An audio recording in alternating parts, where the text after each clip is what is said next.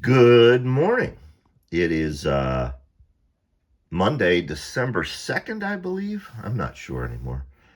And today, I thought we would talk about the complete history of my notorious first book, No Rest for the Wicked. Now, the two editions we have here in front of us were published in 2001 by a company called Imaginary Worlds. It was run by a douchebag named Steve Saville. Of course, back then we didn't know that Steve was a douchebag. Um, as I said, this was my first published book. It predated 4x4. It predated The Rising. Um, it was a short story collection that comprised short stories that I had published in fanzines and magazines. Not too many webzines because the internet was still in its infancy. None of the stories are very good. They're all from very early in my career. Hello, Bubbles. You gonna make a little guest appearance? Yeah, I know you're a good girl, but Daddy's trying to make a video right now. Okay. Um,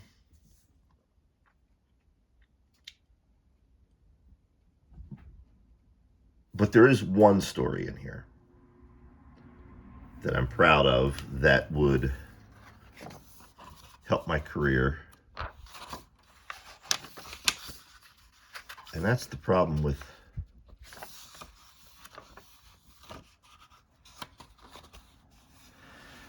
recording these. I get lost in thought because I haven't thought about this book in a long time. There is one story in here, the original version of Earthworm Gods, which I do remain proud of, and which, as we know, would come back later. So anyway, 2001, first collection. I asked Richard Lehman if he would write an introduction for me, and he was happy to. I was also tasked with getting blurbs. Let's see who Brian's first blurbs were from. Edward Lee. Mark McLaughlin, who I don't think is around anymore. I'm not sure he's writing. Pick, Dick Lehman, Yvonne Navarro. This is years before she was dating Weston or married to Weston. Jeffrey Thomas, Gerard, Levin, Garrett Peck. What's interesting here is I got some veterans like Yvonne, Dick Lehman, Lee, but it was also friends of mine who were in the exact same position as I was coming up. Pick, Mark, Levin, Rue Morgue. That was Monica Kubler, who was just starting out, making her bones at Rue Morgue. She wasn't in the position that she's there now. And I knew Monica from the convention circuit. We always seemed to end up at the same conventions, and we always, Bubbles, come on, girl. We always ended up seeming to have a table right across from each other. So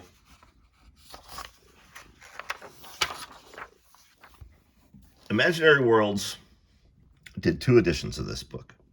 They did a hardcover and they did a paperback. They also published two other books at that time. In the Quiet Earth, which was a collection by Gary Greenwood, Siri Jordan, Tim Levin, Paul Lewis, and Steve Lockley.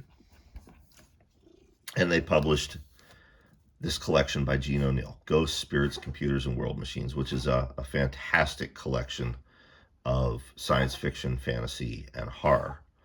Bubbles, are you really going to spit up a hairball here on Daddy's video? Right behind Daddy.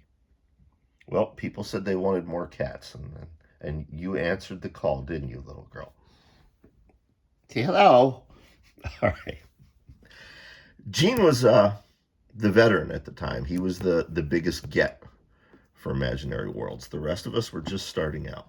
These are the only three books that Imaginary Worlds published. What Imaginary Worlds did, Steve Saville did, is took a whole bunch of money for a whole bunch of pre-orders.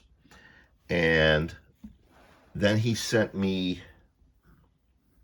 I believe it was 50 copies, 60 copies. No, yeah, it was 60 copies. He sent them to the World Horror Convention in Seattle, Pennsylvania. I'm sorry. This is why I'm stumbling and stuttering and getting my facts wrong. All right, let's refocus. Deep breath. The year is 2001. He takes orders for about 500 of these books. And it wasn't 60. He shipped me 100 copies. I remember this very clearly now. He shipped them to Jeff Cooper's house because Coop lived in Seattle, Washington, and that's where World Horror was taking place. And he wanted me to have some copies to sell there.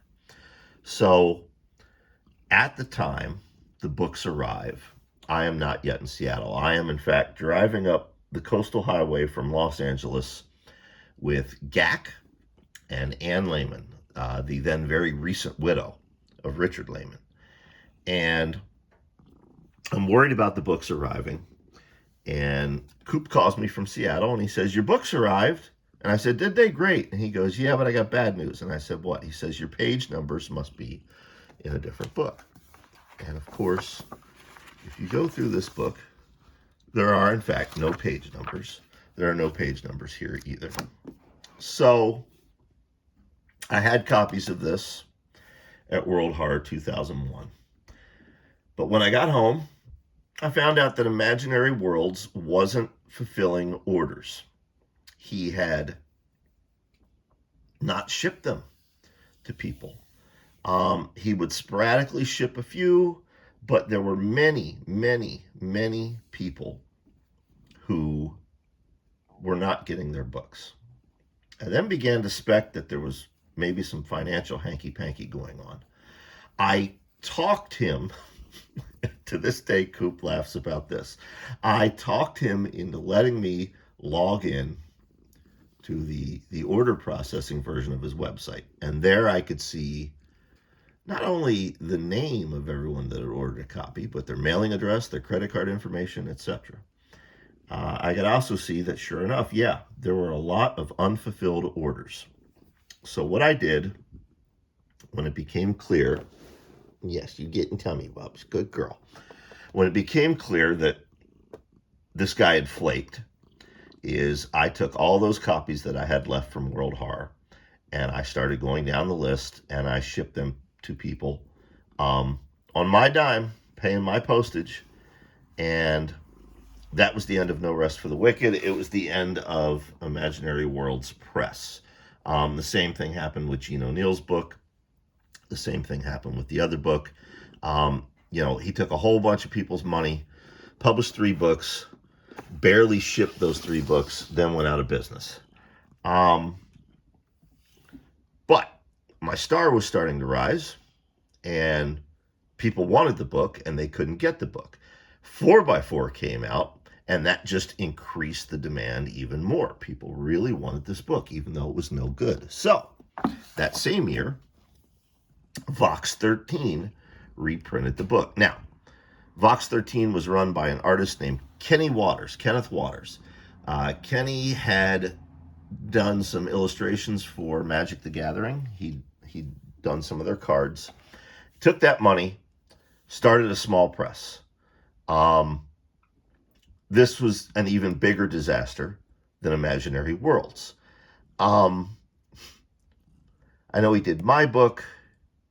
He did a book by Mike Oliveri called Deadliest of the Species. Deadliest of the Species actually won the Bram Stoker Award for first novel. He announced a book by Tom Piccirilli. He published Mikey Hike's anthology, Haster Pussycat Kill Kill. And then he also went out of business, owing a lot of people books, but this time owing his writers a lot of fucking money. He did the trade paperback edition and an ebook edition. This is what ebooks used to look like, folks. This edition did, in fact, have page numbers.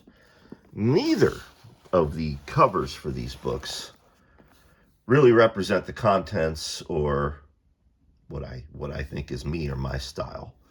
Um, so these both became rarities, particularly around the time The Rising came out. You know, people wanted other stuff by me. Well, 4x4 was long sold out, and these were unavailable. Um, and so I let Delirium Books talk me into doing one final edition of No Rest for the Wicked, and that was No Rest at All, which was done in 2 editions, signed limited edition hardcover, and this nice lettered edition. Still not crazy about the cover, but this time I did have some input and design. And that was it. I never have allowed these books to be reprinted again. I've gotten offers. The only offer I've ever seriously entertained was Brian Freeman's. And Freeman, I know you are probably watching this. I think maybe it's time, if you're still interested, that we did one final edition of No Rest for the Wicked. And I say that because I have found a lot of really cool behind-the-scene items that go with these books, as has Mikey Hike. Stuff that the universe has never seen and that people might enjoy, and it would make really good additional material for the books. Hang on, I want to see what Bubbles is over here attacking and eating. Well, right now she's attacking herself, but what did you have here, baby girl? Because she just, oh, she has a dead stink bug. All right, well, good job, Bubbles. I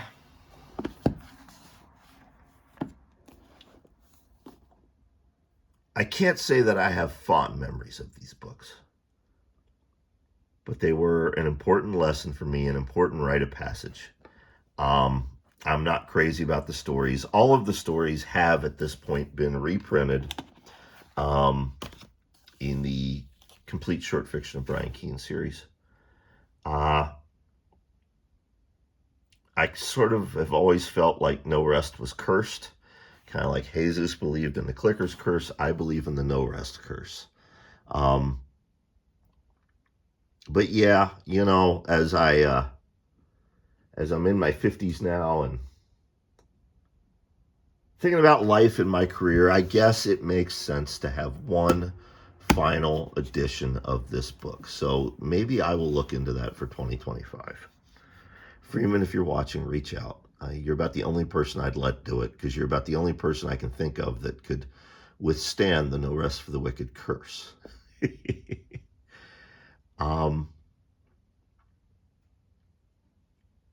It was exciting to get this book in my hands, regardless of whether I had page numbers or not. And keep in mind, at that convention, I didn't know that he was fucking over customers because I hadn't gotten back home yet. There's a picture somewhere online of me at the hotel swimming pool holding this book up proudly. Mike Oliveri and John Urbansicker with me, and I look very young in that photo. I still had my hair. My hair was still black. My beard was peach fuzz. You know, I was in my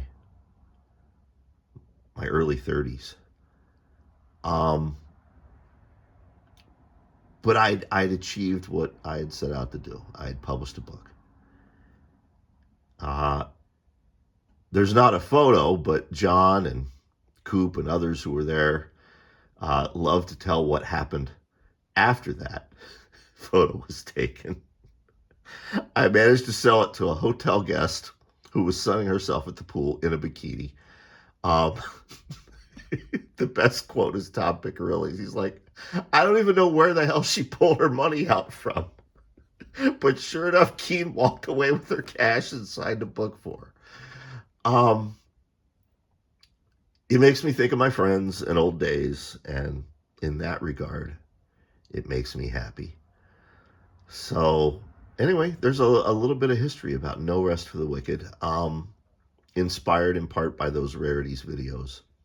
But if you like this and you want me to do the other books, talk about a little bit of their history and my impressions on them years later. Let me know in the comments, and I will be happy to oblige.